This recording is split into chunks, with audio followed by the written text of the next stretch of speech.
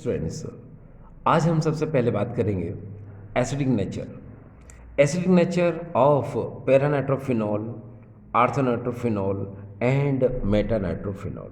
Dear students, यहाँ पर ये जो पैरानाइट्रोफिनॉल, आर्थोनाइट्रोफिनॉल, मेटानाइट्रोफिनॉल है, तो इसमें माइनस आर इफेक्ट भी होता है और माइनस आई इफेक्ट भी होता है। ठीक है, तो जब तक हम इसे नहीं समझेंगे, हमें ये जो ऑर्डर है एसिडिक नेचर का, पैरानाइट्रोफिनॉल, ऑर्थोनाइट्रोफिनॉल, मेटानाइट्रोफिनॉल, ये हमें समझ कम आ सकता है।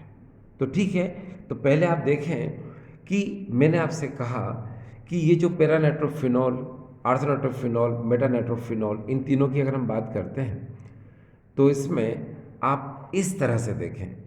ये देखिए कि टॉप पर ऊपर यहाँ पर OH तो होगा ही।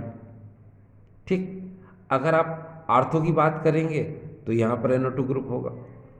आप मेटा की बात करेंगे तो यहाँ पर होगा। आप पैरा की बात करेंगे तो यहाँ होगा। ठीक है, यहाँ NO2 जोड़ोगे तो आर्थो हो जाएगा, यहाँ जोड़ोगे NO2 को तो मेटा हो जाएगा, और यहाँ जोड़ेंगे तो वो पैरा हो जाएगा। कुल मिलाकर के आपको यहाँ ये बताने की ज़रूरत है कि भाई इस फिनॉल में OH तो होता ही है, लेकिन साथ में इसमें NO2 भी होता है। अब NO2 चाहे यहाँ हो या यहाँ कहीं पर भी हो, तो होता यह है कि इस नाइट्रोफिनॉल के अंदर दो तरह के इफेक्ट होते हैं। ये देखिए, पहला होता है यहाँ पर माइनस आई इफेक्ट, ठीक, और दूसरा होता है माइनस आर इफेक्ट। ठीक, इसको हम लोग बोलते हैं नेगेटिव इंडक्टिव इफेक्ट। ठीक है, और इसको हम लोग बोलते हैं इलेक्ट्रॉन विड्रॉइंग ग्रुप। ठीक है, जो कि इलेक्ट्रॉन को विड्रॉ करने वाला ये ग्रुप होता है, और ये इलेक्ट्रॉन अट्रैक्टिंग ग्रुप है, जो इलेक्ट्रॉन क्या करता है, अट्रैक्ट करता है। तो पहले यहाँ पर ये जो इंडक्टिव इफेक्ट है, पहले हम इसको अच्छे से समझेंगे। यहाँ पर ये जो आर रेजोनेटिंग इफेक्ट है, जिसको कि हम मेसोमेरिक इफेक्ट भी बोलते हैं, इसको भी हम समझेंगे। ठीक, अब जैसे यहाँ देखिए आप, जैसे कि आप जानते हैं, ये देखिए हम बात करेंगे सबसे पहले यहाँ पर इंडक्टिव इफेक्ट की बात करेंगे। इंडक्टिव इफेक्ट, अब डियर स्टूडेंट्स, इंडक्टिव इफेक्ट होता क्या है? तो देखिए यहाँ पर एक ये कार्बन चेन है इस तरह से, और इसके एंड में मैंने किसी मोस्ट या मोर इलेक्ट्रोनेगेटिव एटम, जैसे सपोज Cl को मैंने लगा दिया। ठीक, आप जानते हैं कि ये फर्स्ट कार्बन है, ये सेकंड है, ये थर्ड है और ये फोर्थ है। तो यहाँ पर ये मोस्ट इलेक्ट्रोनेगेटिव एटम है, तो इसकी जो इलेक्ट्रोनेगेटिविटी है वो इस कार्बन से क्या होती है, ज़्यादा होती है। तो ये इलेक्ट्रॉन को अपनी तरफ क्या करेगा, ये अट्रैक्ट करेगा। अट्रैक्ट करने की वजह से क्या होगा, इस पर यहाँ पर डेल्टा नेगेटिव साइन आ जाएगा, और इस फर्स्ट कार्बन पर डेल्टा प्लस साइन आ जाएगा। ये कब होगा, जब ये इलेक्ट्रॉन को अपनी तरफ अट्रैक्ट करेगा।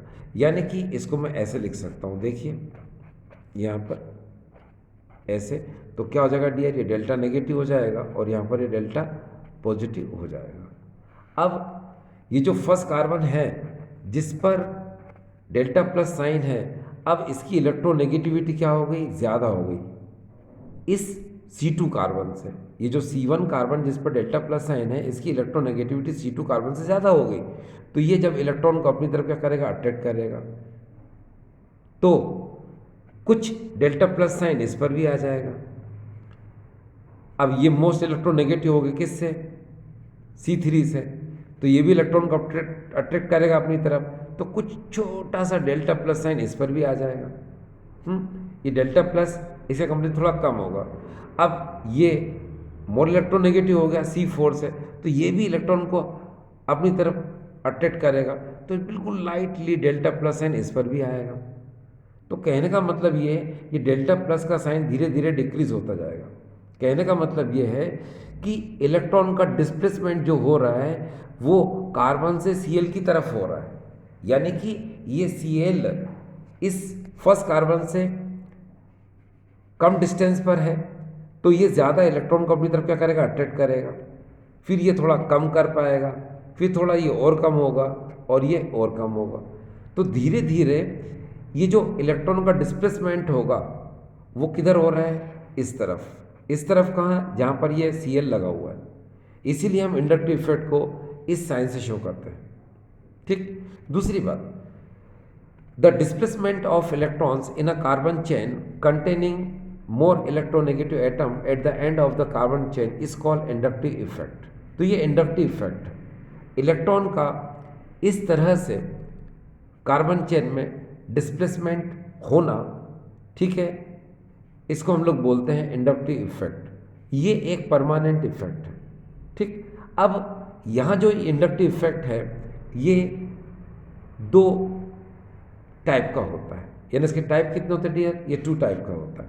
अब देखिए, पहला जिसको कि मैं यहाँ बताऊँ कि ये जो इंडक्टिव इफेक्ट है ये 2 टाइप का होता है। एक होता है प्लस आई इफेक्ट और दूसरा होता है यहाँ पर ये माइनस आई इफेक्ट। ये देखिए, अब ये जो प्लस आई इफेक्ट है ये इलेक्ट्रॉन रिलीजिंग ग्रुप होता है और ये जो होता है माइनस आई इफेक्ट ये इलेक्ट्रॉन अट्रैक्टिंग ग्रुप होता है। ठीक। अब जैसे अगर मैं माइनस आई इफेक्ट की और प्लस आई इफेक्ट के बारे में बात करूं तो देखिए, यहाँ अगर आप देखें तो मैंने एक कार्बन चेन बनाई, इस तरह से कार्बन चेन को बनाया। यहाँ फिर मैंने दूसरे कार्बन चेन को बनाया। ध्यान से देखना आप, अगर मैं इसके एंड में किसी माइनस आई ग्रुप को लगा दूँ, ये देखो, और यहाँ पर इसके एंड में किसी में प्लस आई ग्रुप को लगा दूँ तो क्या होगा। चलो इधर देखें आप, ये माइनस आई और ये प्लस आई। मान लो कार्बन चेन में आपने माइनस आई ग्रुप को लगाया तो ये इलेक्ट्रॉन अट्रैक्टिंग ग्रुप है, ये इलेक्ट्रॉन को अपनी तरफ क्या करता है, अट्रैक्ट करता है, जिसकी वजह से इलेक्ट्रॉन का जो डिस्प्लेसमेंट है वो इस ग्रुप की तरफ होगा। देखिए लाइक दिस, इस तरह। ठीक। और अगर मान लो कार्बन चेन के एंड में आपने किसी प्लस आई ग्रुप को लगा दिया तो ये इलेक्ट्रॉन रिलीजिंग ग्रुप है, ये इलेक्ट्रॉन को रिलीज करेगा, यानी कि अपने से दूर इलेक्ट्रॉन को भगाएगा। तो इसमें इनका डिस्प्लेसमेंट इस तरफ होगा। अब ये तो आपको समझ में आ गया कि माइनस आई इलेक्ट्रॉन को अपनी तरफ अट्रैक्ट करता है और प्लस आई इलेक्ट्रॉन को अपनी तरफ से रिलीज करता है, अपनी तरफ से भेजता है। अब माइनस आई इफेक्ट और प्लस आई इफेक्ट कौन शो करता है, तो जरा देखिए, प्लस आई जो इफेक्ट है इसकी शुरुआत करते हैं हम रेडिकल से। ये देखिए यहाँ पर ये CH3, फिर हम बात करेंगे यहाँ पर, ये देखो CH3 CH2, फिर हम बात करेंगे यहाँ पर CH3 का होल ट्वाइस CH, फिर हम बात करेंगे यहाँ पर CH3 का होल थ्राइस C। आप यहाँ पर एक चीज़ देख रहे हैं, when increases the number of radicals then also increases the plus I effect. तो ये प्लस आई इफेक्ट का इंक्रीजिंग ऑर्डर है, यानी इस तरफ क्या होता है, प्लस आई इफेक्ट इंक्रीज होता है। जैसे जैसे नंबर ऑफ रेडिकल बढ़ते जाएंगे वैसे वैसे प्लस आई इफेक्ट क्या होगा, बढ़ेगा। ठीक है, तो ये चीज़ बिल्कुल दिमाग में रखिए। ठीक। अब यहाँ पर एक बात और भी है कि नंबर ऑफ रेडिकल, देखिए यहाँ पर 1, यहाँ पर इथाइल यानी हाइड्रोकार्बन कैरेक्टर बढ़ रहा है, यहाँ पर देखो 2 रेडिकल हो गए और यहाँ पर क्या होगा, 3 रेडिकल। तो हम ऐसे भी कह सकते हैं when increases the hydrocarbon character then also increases the plus I effect. तो ये प्लस आई इफेक्ट आपने देख लिया कि किस तरह था। ठीक। अब अगर हम आगे चलते हैं माइनस आई इफेक्ट की बात करते हैं, तो माइनस आई इफेक्ट इनको छोड़कर ज़्यादातर जितने भी ग्रुप हैं उन सब में माइनस आई इफेक्ट होता है। जैसे अगर हम बात करें यहाँ पर हेलोजन में आपको पता है ये 4 ग्रुप आएंगे, कौन कौन से, फ्लोरो, क्लोरो, ब्रोमो, आयोडो, ये जितने भी ग्रुप हैं जानते हैं ये सब इसी में आएंगे। ठीक। तो हम समझ गए यहाँ पर कि ये माइनस आई इफेक्ट शो करेगा। इसी तरह से अगर हम आगे देखें यहाँ पर NO2 ये जो है ये भी क्या करेगा, ये माइनस आई इफेक्ट शो करेगा। ठीक इसी तरह से अगर हम आगे की तरफ देखें यहाँ पर ओ एच, ये देखिए ये भी माइनस आई इफेक्ट शो करेगा।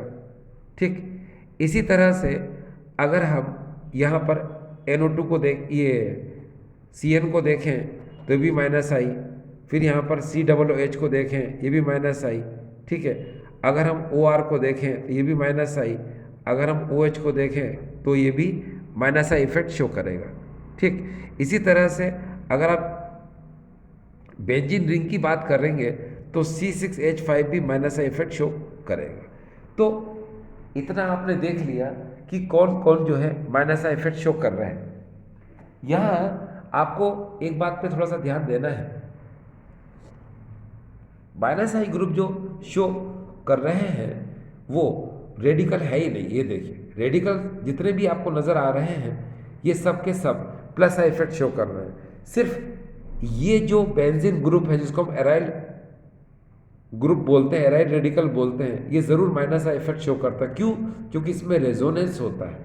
ठीक है, इसमें क्या होता है डियर, रेजोनेंस होता है, और रेजोनेंस की वजह से ये माइनस आई इफेक्ट शो करता है। अब देखो क्या होगा कि यहाँ पर ये तो पता चल गया आपको कि माइनस इफेक्ट और प्लस आई इफेक्ट क्या होता है। ठीक, अब हम बात करेंगे यहाँ पर प्लस आर और माइनस आर की बात करते हैं। अब देखिए डियर स्टूडेंट्स, यहाँ पर फिर से वही बात प्लस आर माइनस आर को बताने की कि यहाँ पर थोड़ा सा हम इस बात को समझें कि ये देखिए ये मैंने बेंजीन रिंग बना दी और मैंने यहाँ पर इस OH को मैंने यहाँ इस तरह से लगा दिया। ठीक, अब क्या होगा कि अगर मान लो ये OH ग्रुप है और ये इलेक्ट्रॉन को डोनेट करता है, इलेक्ट्रॉन को रिलीज करता है। ठीक है, तो ये इलेक्ट्रॉन को रिलीज इस तरफ करेगा, फिर ये वाला बॉन्ड जो है ये नीचे की तरफ जाएगा। ठीक है, तो ये वो ग्रुप है जहाँ से इलेक्ट्रॉन क्या रिलीज हो रहे हैं, तो ये प्लस आर इफेक्ट शो करेगा। ठीक, अब दूसरा भी देख लो आप कि मान लो कि मैंने ये बेंजीन रिंग बना दी इस तरह से और यहाँ पर मैंने N डबल बॉन्ड O और फिर O को मैं चाहूँ तो प्लस माइनस लगा के भी शो कर सकता हूँ ऐसे। ठीक, तो इसमें देखिए ये जो NO2 ग्रुप है, ये NO2 ग्रुप क्या करता है, इलेक्ट्रॉन को अपनी तरफ खींच रहा है। ये देखिए इलेक्ट्रॉन विड्रॉइंग ग्रुप है ये, और ये इलेक्ट्रॉन रिलीजिंग था, तो इलेक्ट्रॉन रिलीज करेगा तो प्लस आर इफेक्ट, और इलेक्ट्रॉन विड्रॉ करेगा, विड्रॉ करेगा तो कैसे, देखो ये डबल बॉन्ड में से ये बॉन्ड जैसे ही यहाँ आएगा तो यहाँ नेगेटिव आ जाएगा। अब ये जो नाइट्रोजन इसकी वैलेंसी कम होगी तो ये वाला बॉन्ड जो है ये इधर चला जाएगा, कहाँ पर, नाइट्रोजन के पास, तो N और C के बीच में क्या लग जाएगा, डबल बॉन्ड। ठीक है ना, तो इसको हम लोग क्या बोलेंगे डियर, माइनस आर।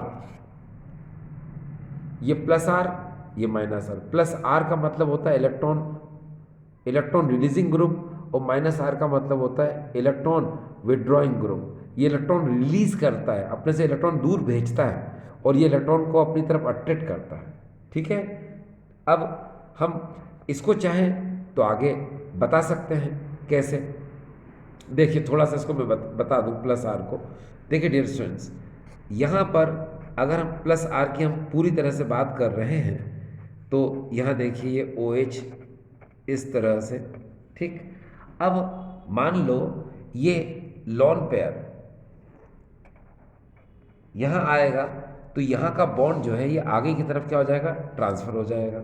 अब अगर ये आगे की तरफ ट्रांसफ़र होगा तो क्या होगा, ये देखिए यहाँ पर O और C के बीच में डबल बॉन्ड ऑक्सीजन हो जाएगा, और यहाँ पर हो जाएगा H, एक लॉन पेयर। ठीक है, और ये वाला बॉन्ड जब आगे आएगा तो यहाँ नेगेटिव साइन, और ये दोनों बॉन्ड ऐसे कैसे रहेंगे, दिस एंड दिस। अब इसने लॉन पेयर दिया था, भाई ये दिया था ना लॉन पेयर इसने, तभी तो यहाँ डबल बॉन्ड आया, तो साइन कौन सा आएगा, प्लस। ठीक, अब इस नेगेटिव को और आगे मूव कराओ आप, जैसे यहाँ मूव कराओगे तो उसकी वैलेंसी बढ़ जाएगी, तो ये वाला बॉन्ड आगे की तरफ क्या हो जाएगा, ये ट्रांसफ़र हो जाएगा। आगे की तरफ जब ये ट्रांसफ़र होगा तो क्या होगा वो हम देख लेते हैं। देखिए यहाँ पर नेगेटिव साइन आ जाएगा और यहाँ बॉन्ड आ जाएगा। ये बॉन्ड तो ऐसा का ऐसे ही था, और बाकी सिचुएशन बिल्कुल ऐसी की ऐसी रहेगी। ये देखिए, ठीक।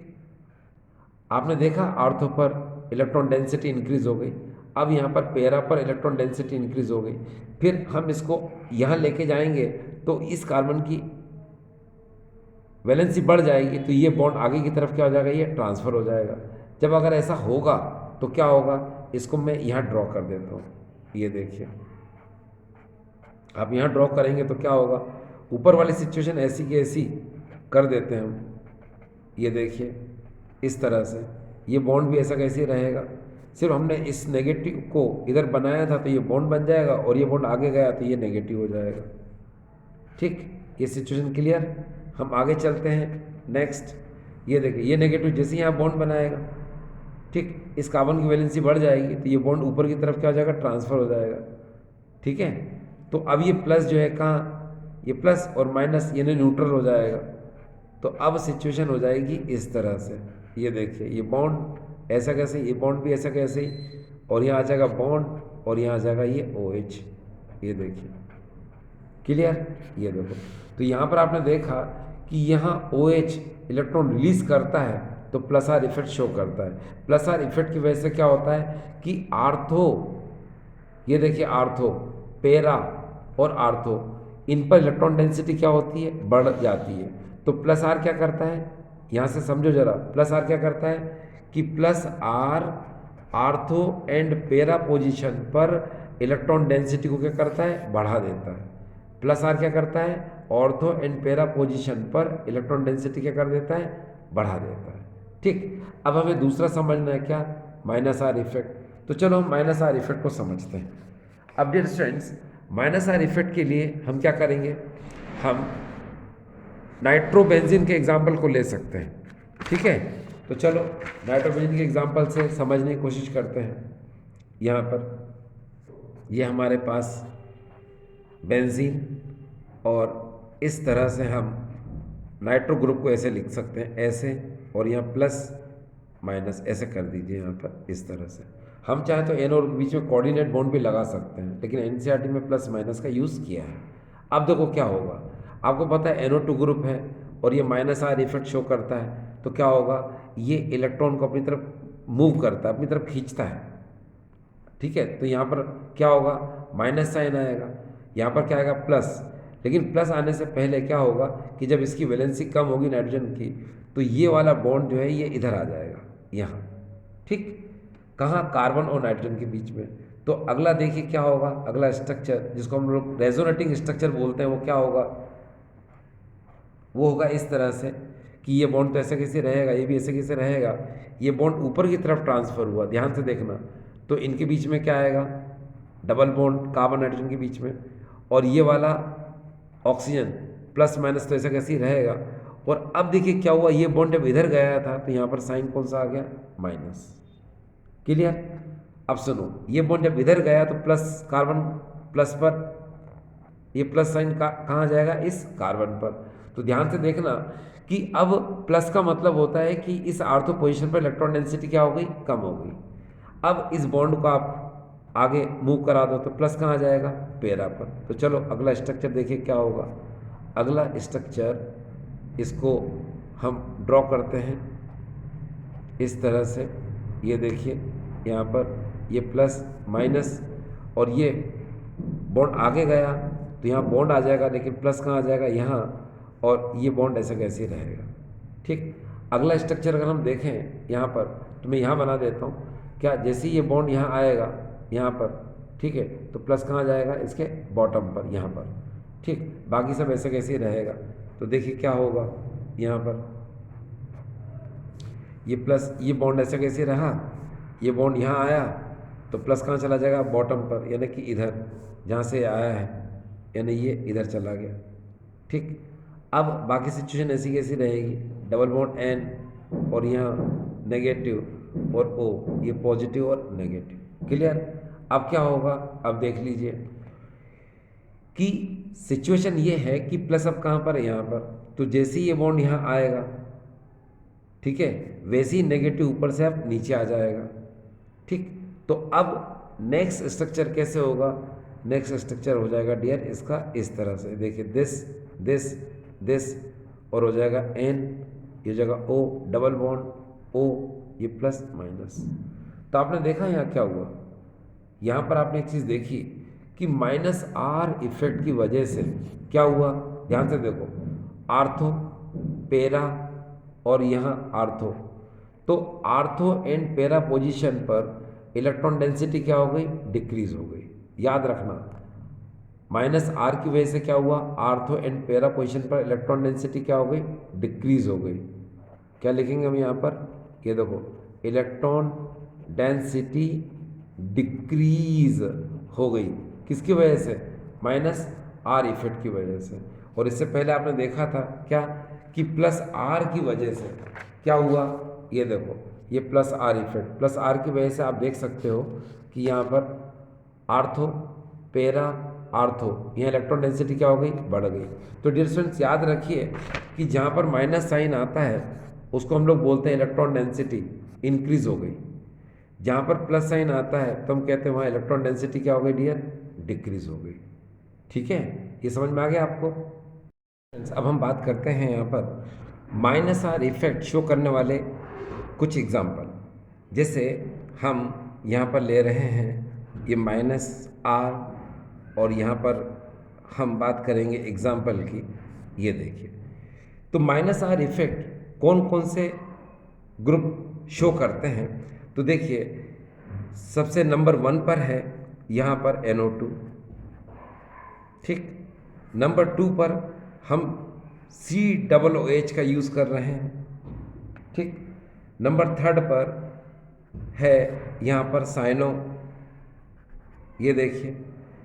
फिर है नंबर 4 पर CHO, फिर नंबर 5 पर है कीटो ग्रुप, जिसको हम ऐसे भी लिख सकते हैं, ये देखिए कीटो ग्रुप। और नंबर 6 पर है यहाँ पर सल्फोनिक ग्रुप SO3H। तो आपने देखा ये सब माइनस आर इफेक्ट शो करने वाले। देखो पहले नंबर पे NO2 COOH साइनो ग्रुप और CHO एल्डिहाइड ग्रुप और ये कीटो ग्रुप। मैं कीटो ग्रुप की बात कर रहा हूँ, वैसे तो यहाँ कार्बोनाइल है ये, आप इसको ऐसे भी लिख सकते हो, ये देखो, ठीक है ना।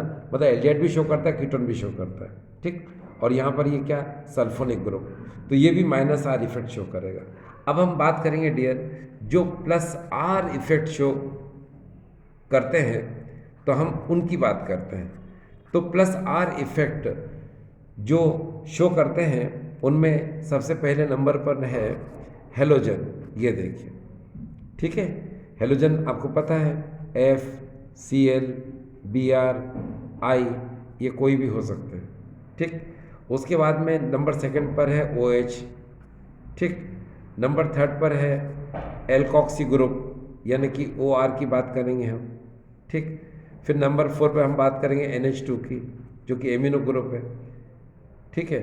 और नंबर 5 पर हम बात करेंगे यहाँ पर थायो मर्केप्टो इसकी। फिर उसके बाद हम बात करेंगे यहाँ पर नंबर 6 में देखा होगा OCOR, ये RCOO ग्रुप, ठीक है। अगर हम नंबर 7 की बात करें तो यहाँ पर ये देखो NHR, ये भी आ सकता है, ठीक। अगर हम नंबर 8 की बात करें तो यहाँ पर ये देखिए NHCOR भी आ सकता है, ठीक। तो कहने का मतलब ये है कि कुछ सरप्राइजिंग चीज़ें हैं यहाँ पर। जैसे अगर हम इसको देखें तो ये ग्रुप एल्डिहाइड यानी कि अमाइड ग्रुप नज़र आता है यहाँ पर। ये कौन सा ग्रुप नज़र आता है, अमाइड ग्रुप। यहाँ अगर हम देखें तो ये कौन सा ग्रुप नज़र आ रहा है, ईस्टर ग्रुप नज़र आ रहा है। तो ठीक है ना। तो यहाँ पर आप इस बात को ज़रा समझें क्या, कि अगर ये यहाँ से लिंक है, ठीक, और यहाँ पर ये यहाँ से लिंक है, ठीक है ना, तो फिर ये क्या शो करेगा, ये शो करेगा प्लस आर इफेक्ट। इस बात पर थोड़ा सा ध्यान देना। ये जो बॉन्डिंग की है यहाँ पर XOH के आगे, ये इसका मतलब ये होता है कि ये जो बेंजीन रिंग है, ये देखिए ये बेंजीन रिंग को हमने इस तरह शो कर दिया। अब अगर यहाँ पर लिखा है OCOR तो आप इसको लिंक कैसे करेंगे, COR, इस तरह से, समझ रहे हो ना? यस, तो ये थोड़ा सा समझने वाली बात थी। ठीक, चलिए डियर स्टूडेंट्स, सबसे पहले हमारे सामने है यहाँ पर पैरानाइट्रोफिनॉल, ये है मेटानाइट्रोफिनॉल, और यहाँ पर है ये आर्थोनाइट्रोफिनॉल। हमें इसका एसिडिक नेचर बताना है, उसका ऑर्डर बताना है, तो हम कैसे बताएंगे? चलिए शुरू करते हैं। देखो डियर स्टूडेंट्स, सबसे पहले आप इस पैरानाइट्रोफिनॉल को देखें तो पैरानाइट्रोफिनॉल में ये जो नाइट्रो ग्रुप होता है, इसमें -I effect and -R effect, ये दोनों ही होते हैं। लेकिन देखिए यहाँ पर ये -R इफेक्ट और -I इफेक्ट इसमें दोनों ही होते हैं। किसमें? इस NO2 ग्रुप में। लेकिन हम बहुत अच्छे से जानते हैं कि -I इफेक्ट डिस्टेंस बढ़ने पर डिक्रीज होता जाता है। अब देखिए OH ग्रुप का लोन पेयर, ये जो OH पर जो ऑक्सीजन है इसका लोन पेयर कहाँ है? यहाँ पर है। और ये NO2 ग्रुप कहाँ लगा है? यहाँ। तो यहाँ से यहाँ तक पहुँचने में डिस्टेंस क्या है? ज़्यादा है। तो जब डिस्टेंस ज़्यादा होती है तो ये -I इफेक्ट क्या हो जाता है? वीक हो जाता है, यानी कम हो जाता है। तो इसीलिए यहाँ पर -I इफेक्ट क्या बहुत वीक है, बहुत ज़्यादा वीक है। दूसरी बात, इस -I के कंपैरिजन में -R इफेक्ट जो है ज़्यादा इफेक्टिव होता है। इसीलिए हम इसको क्या कर देते हैं? नेग्लिजिबल मान लेते हैं। सिर्फ यहाँ पर जो मोर इफेक्टिव होगा इस -I के कंपैरिजन में, वो क्या होगा? सिर्फ और सिर्फ -R। तो हमने इसको क्या कर दिया? राइट। अब हम आ जाते हैं कहाँ पर?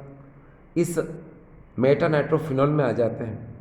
तो आपको पता है इस NO2 में -I इफेक्ट होगा, ठीक है? तो यहाँ लिख देते हैं -I इफेक्ट। क्या -R होगा कि नहीं होगा? तो आंसर मिलेगा -R इफेक्ट नहीं होगा, क्योंकि इसके अंदर रेजोनेंस या फिर मेसोमेरिक इफेक्ट नहीं होगा। क्यों नहीं होगा? क्योंकि उसका कारण है कि मेटा पोजीशन पर यहाँ पर NO2 इस तरह लगा हुआ है, तो इलेक्ट्रॉन का जो डिलोकेलाइजेशन है वो ये इस नाइट्रोजन के साथ नहीं होगा, क्योंकि ये बॉन्ड यहाँ से कहाँ आ जाएगा? यहाँ आ जाएगा, मगर ये बॉन्ड यहाँ से उछल के यहाँ तो आ नहीं सकता। इसीलिए यहाँ पर क्या रेजोनेंस नहीं होगा, इसलिए यहाँ पर ये -R इफेक्ट तो हो ही नहीं सकता, ठीक है? यानी मोर इफेक्टिव कौन होगा? सिर्फ और सिर्फ -I इफेक्ट होगा। अभी आपको और समझ में आ जाएगा, ठीक है? चलिए हम आगे चलते हैं। अगर हम यहाँ देखें, ये आर्थोनाइट्रोफिनॉल है, तो आर्थोनाइट्रोफिनॉल में क्या होगा कि यहाँ पर -R इफेक्ट भी होगा और -I इफेक्ट भी होगा, दोनों ही होंगे। क्यों? क्योंकि आप यहाँ से देखिए डिस्टेंस कम है, ठीक है? डिस्टेंस कम होने की वजह से -I इफेक्ट इस मेटा और पैरा के कंपैरिजन में यहाँ पर -I इफेक्ट क्या है? ज़्यादा है। देखो पैरा में डिस्टेंस ज़्यादा है तो -I इफेक्ट बहुत ज़्यादा कम है। यहाँ पर डिस्टेंस थोड़ी सी कम है तो -I इफेक्ट थोड़ा मोर हो जाएगा, और यहाँ डिस्टेंस बहुत कम बची है ना इनके बीच में, तो -I इफेक्ट क्या हो जाएगा? मोस्ट हो जाएगा। तो ये समझ में आ रहा है ना आपको कि डिस्टेंस बढ़ने पर -I इफेक्ट क्या होता है? वीक होता जाता है। तो यहाँ -I इफेक्ट वेरी वीक, यहाँ पर वीक, और यहाँ पर -I इफेक्ट क्या है? स्ट्रॉन्ग, ठीक है? चलो अब यहाँ पर आप R देखिए कि R इफेक्ट, तो याद रखिए डियर कि यहाँ पर रेजोनेटिंग इफेक्ट और ये मेसोमेरिक इफेक्ट होगा। क्यों? क्योंकि उसका रीज़न ये है कि ये लोन पर जब यहाँ से यहाँ आएगा तो ये जो बॉन्ड है ये यहाँ आ जाएगा। तो ये मैं वही कह रहा था आपसे कि ये बॉन्ड यहाँ आ जाएगा तो इलेक्ट्रॉनों का डिलोकेलाइजेशन हो जाएगा। ये देखो ये वाला बॉन्ड कहाँ आ जाएगा? यहाँ, कार्बन और नाइट्रोजन के बीच में। मगर ये बॉन्ड यहाँ से तो कोई ग्रुप जुड़ा नहीं है, इसलिए ये बॉन्ड यहाँ तो आ नहीं सकता ना भाई। यहाँ ग्रुप जुड़ता तो ये आ सकता था। अब ये बॉन्ड जो है इसका डिलोकलाइजेशन यहाँ नहीं हो सकता, ये बॉन्ड सिर्फ यहाँ इन दोनों के बीच में आ सकता मगर यहाँ नहीं आ सकता, इसलिए हम कह रहे हैं कि यहाँ माइनस आर इफेक्ट नहीं होगा। ठीक है, यहाँ सिर्फ ज़्यादा इफेक्टिव कौन होगा, माइनस आई।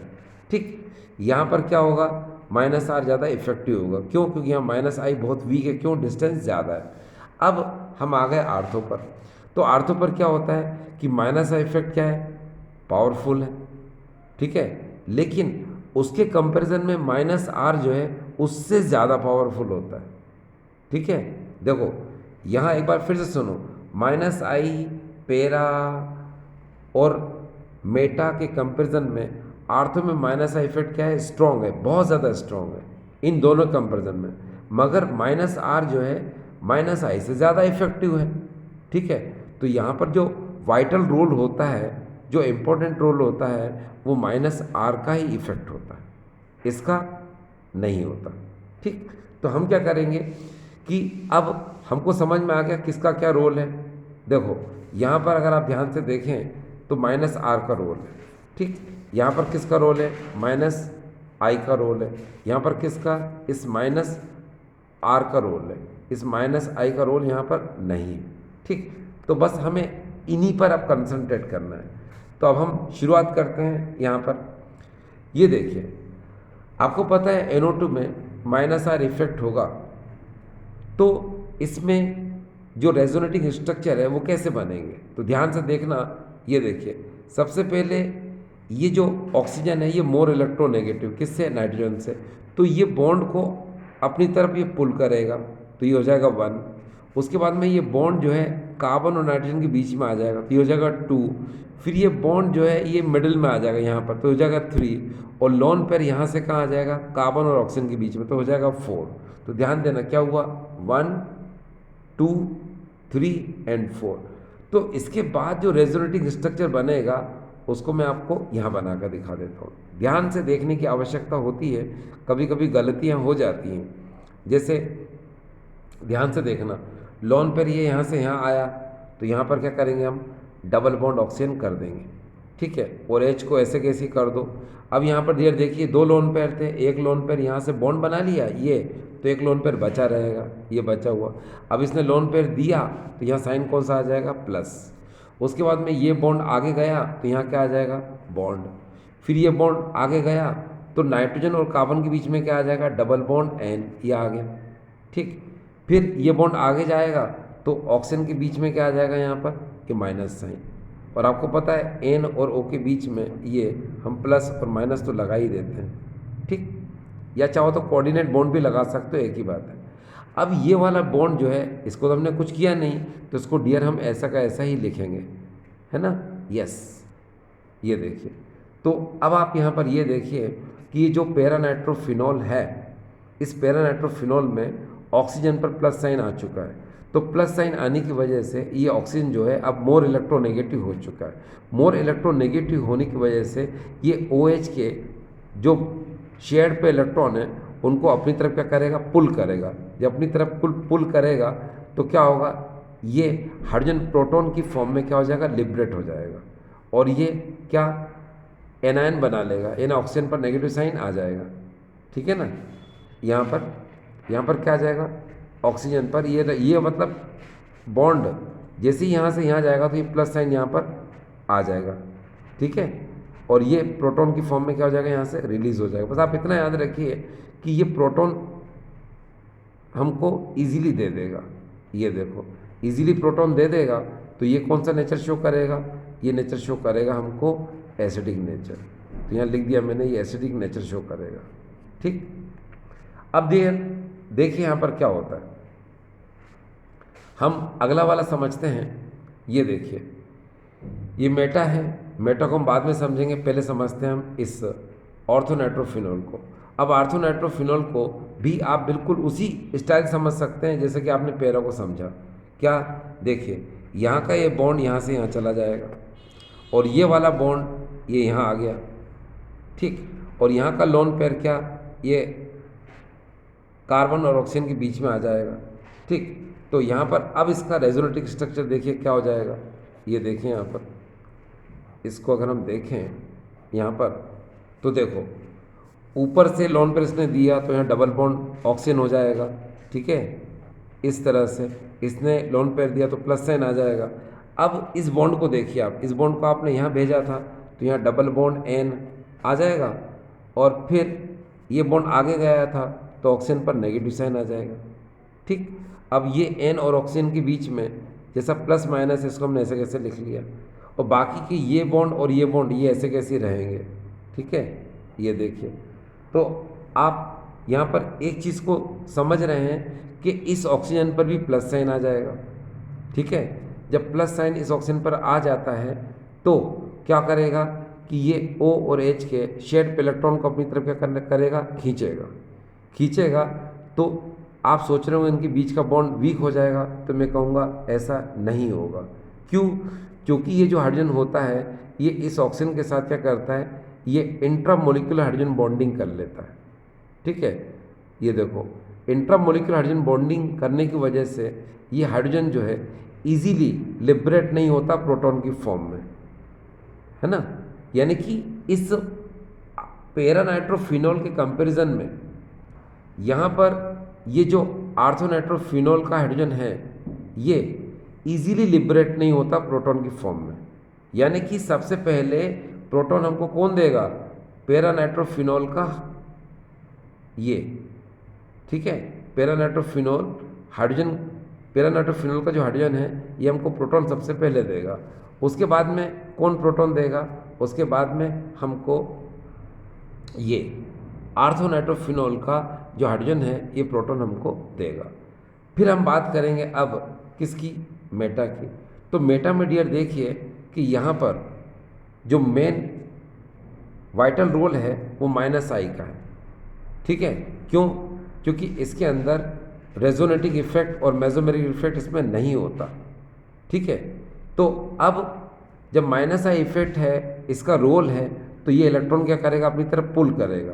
क्योंकि आपको पता है -I effect electron attracting group होता है, तो जब इलेक्ट्रॉन को अट्रैक्ट करेगा तो कैसे, ये देखिए ये साइन इस तरह से बन जाएंगे, ये देख रहे हैं आप, इस तरह से, ठीक है।